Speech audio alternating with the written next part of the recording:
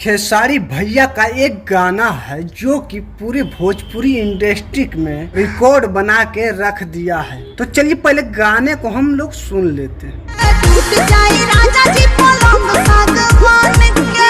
खेसारी लाल यादव और इंदु सोनाली का गाया हुआ एक गाना है और इतना ज्यादा पब्लिक लोगों ने इस गाने को दुलार प्यार आशीर्वाद बरसाया है कि 251 मिलियन क्रॉस कर गया।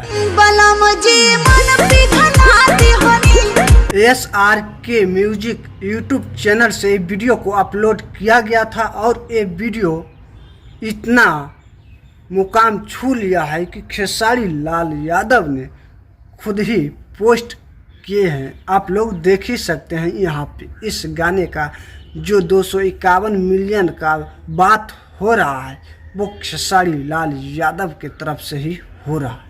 बदन के देखो ना कटन के चादरा बिछा दिहनी। तो बस भाई लोग जो खेसारी भैया का न्यू अपडेट था वो हम आप लोगों को बता दिए हैं और वीडियो कैसा लगा है नीचे कमेंट में ज़रूर बताइएगा। और चैनल को अगर सब्सक्राइब नहीं किए हैं तो आर्यन राइडी यूट्यूब चैनल को सब्सक्राइब कर लेना है खेसारी भैया का न्यू अपडेट सबसे पहले जानने के लिए। तो बस फिर से मिलेंगे हम आप लोगों को एक न्यू वीडियो में।